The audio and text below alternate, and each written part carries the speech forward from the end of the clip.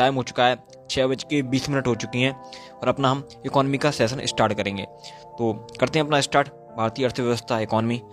और एक और बात आपसे कहना चाहूँगा कि मेरा एक यूपीएससी का चैनल है, AR यूपीएससी स्टडी करके, जो आपको डिस्क्रिप्शन और कमेंट बॉक्स में इसका लिंक मिल जाएगा, उसको आप जल्दी से जाके सब्सक्राइब कर लीजिए। उस पर आपको ब्लॉग के अलावा सारी यूपीएससी से रिलेटेड सारी चीज़ें देखने को मिलेंगी, सारी इन्फॉर्मेशन मिलेगी, सब कुछ। उस पर एक सिस्टर आपकी दीदी वो उस पर आपको पढ़ाएंगी, तो उस पर सब कुछ आपको नॉलेज मिलेगी। तो उसको जाके जल्दी से सब्सक्राइब कर लो उस चैनल को, मेरा ही चैनल है वो।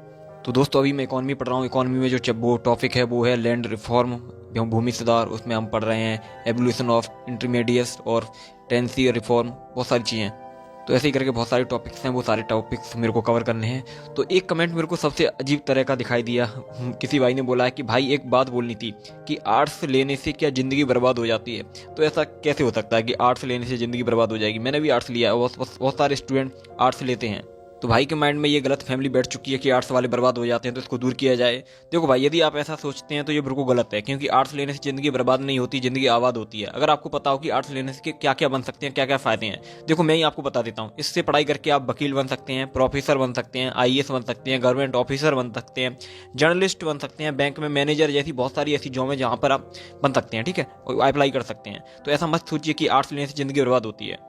आप चाहे कोई सा भी स्ट्रीम लीजिए, अगर आपको ये पता नहीं है कि उस स्ट्रीम को लेने के बाद उसको फायदे क्या हैं और आप फ्यूचर में हम क्या क्या बन सकते हैं, तो उस स्ट्रीम को लेने का कोई फायदा नहीं है। तो ऐसी नेगेटिविटी मत रखिए, ठीक है। तो हमारा सेशन भी दोस्तों एंड हुआ। तो फाइनली दोस्तों मेरा जो सेशन था वो एंड हो गया। इसके बाद मैं निकल चुका मार्केट के लिए, क्योंकि इवनिंग का टाइम है, तो मैं मार्केट के लिए जाता ही हूँ। क्योंकि एक तो पूरे दिन रूम पे रहते हैं तो थोड़ा माइंड फ्रेश हो जाता है बाहर जाने से, और थोड़ा कुछ मार्केट में कुछ लेके आना होता है, सब्जी हो चाहे मतलब जो भी मार्केटिंग करनी होती है वो सारी। तो अभी सीधे मैं मार्केटिंग भी करूँगा और सादा सीधा मैं जाऊँगा अपने मंदिर पर, क्योंकि शाम के टाइम में मंदिर पे जाता हूँ घूमने के लिए। तो इससे माइंड को रिलैक्स मिलता है, अच्छा मतलब पॉजिटिव वाइब्स मिलती है। तो उन चीज़ों के लिए मैं ऐसी ऐसी जगहों पर जाता रहता हूँ।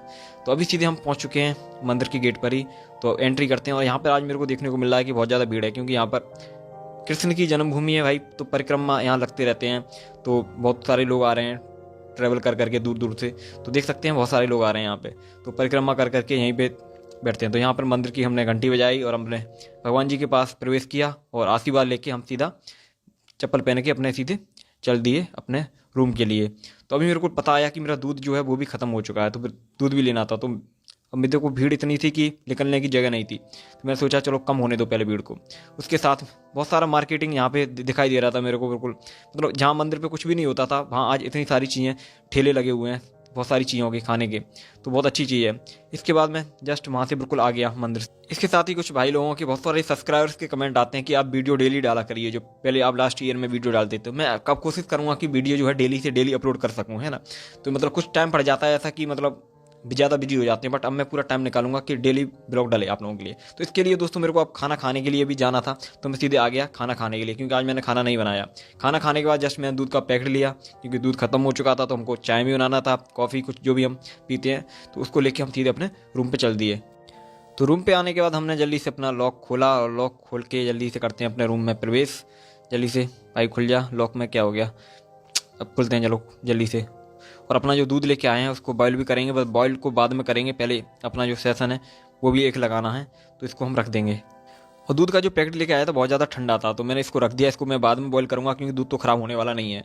तो इसके बाद मैं सीधा आ गया अपनी टेबल पर अपना सेशन स्टार्ट करने के लिए, अपनी CSET का सेशन स्टार्ट करने के लिए। तो CSET की अपनी क्लास लेते हैं और अपने जो भी हमारे टॉपिक चल रहे हैं क्लास में वो सारे टॉपिक्स कवर करते हैं। और बहुत सारे लोग कहते भी हैं कि हमको CSET की क्लास कब स्टार्ट करनी चाहिए, तो मैं यही कहूँगा कि CSET जब आपका एग्जाम 1 ईयर बाद हो तो आप CSET की क्लास स्टार्ट कर दें। क्योंकि लोग कहते हैं ना कि CSET हो जाता है ऐसे ही, बट ऐसा नहीं है। CSET में सिलेबस भी है, बहुत ज़्यादा सिलेबस है, मैथ हो चाहे उसमें रीजनिंग हो चाहे कॉम्प्रीहेंशन हो, बहुत सारी चीज़ें कवर करनी पड़ती हैं। तो इसको हल्के में ना लें, क्लास इसकी करें, धीरे धीरे करके करें। एकदम आप करोगे कि मतलब 3 मंथ बाद या 5 मंथ बाद हम पहले से देख लेंगे, तो ऐसा नहीं होता। धीरे धीरे करके आराम से चलिए, कोई प्रेशर ना हो माइंड पे। और एक भाई का कमेंट है कि हमको एटलस कौन सा लेना चाहिए, तो मैं एटलस को मैंने वैसे बता चुका हूँ आपको, फिर भी बता देता हूँ कि एटलस जो आपको लेना है वो ऑक्सफोर्ड का लेना है, स्टूडेंट एटलस। वो हिंदी में भी आता है, इंग्लिश में भी आता है, तो दोनों में आप ले सकते हैं उसको। और इसके बाद नेक्स्ट कमेंट है कि मैगजीन कौन सा पढ़ें करंट अफेयर के लिए, तो मैगजीन जो है वो विजन IAS का बेस्ट रहता है, तो उसका आप देख सकते हैं, ठीक है ना, और भी देख सकते हैं तरह। हेलो एवरीवन, मैं आज इस वीडियो में रिव्यू करने वाला हूं 11 ईयर की यूपीएससी सिविल सेवा में IAS मेंस एग्जाम के ईयर वाइज सॉल्व पेपर को, जिसे दिशा पब्लिकेशन के द्वारा पब्लिश किया गया है। इसके साथ ही दिशा पब्लिकेशन ने 4 बुक्स के सेट का 5th एडिशन पूरी तरह से अपडेटेड किया है। और इस कॉम्बो की खासियत यह है कि एवरी सॉल्यूशन के लिए वर्ड लिमिट का यूपीएससी रिक्वायरमेंट्स के अकॉर्डिंग स्ट्रिक्टली फॉलो किया गया है। तो सबसे पहले बात करते हैं फर्स्ट बुक की, जिसमें आपको देखने को मिलेगा क्वालिफाइंग पेपर 1 इंग्लिश में comprehension and essay and precis and grammar exercise के साथ। इसके बाद है सेकंड बुक, जिसमें हमको देखने को मिलता है पेपर 1 ऐसे, जिसमें 84 ऐसेज को लिखा गया है वर्ड लिमिट के साथ। और थर्ड बुक जो है उसमें हम सभी को देखने को मिलता है जीएस के पेपर 2 से पेपर 5 तक और पेपर 1 से पेपर 3 तक 660 क्वेश्चन जीएस में। इसके अलावा 132 क्वेश्चन पेपर 4 में, मतलब टोटल 792 क्वेश्चन आपको इस बुक में देखने को मिलेंगे।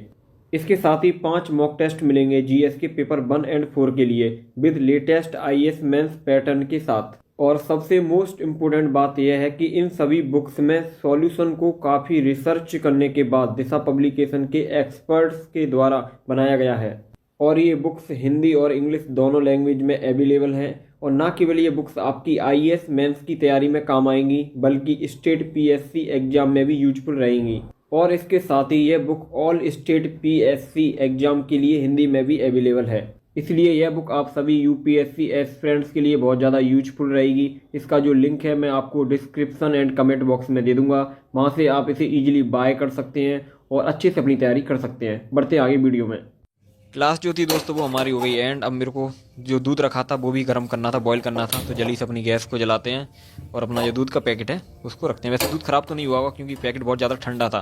तो इसको जो हमारा पैकेट दूध का, तो जल्दी से इसको करते हैं बॉईल और कॉफ़ी बनाएंगे, चाय बनाएंगे, कुछ ना कुछ बना के पियेंगे और रात में पढ़ाई करेंगे। ये सारा काम करना है हमको। तो जल्दी से बॉईल कर लेते हैं दूध को। और दूध को बॉईल करते हुए आप लोगों की जिज्ञासा रहती है कि आप फेस क्यों नहीं दिखाते, फेस रिवील क्यों नहीं करते। तो मैं इसके बारे में आपको पहले ही बता चुका हूँ। बहुत सारी प्रॉब्लम्स हैं जिसकी वजह से मैं फेस रिवील नहीं करता।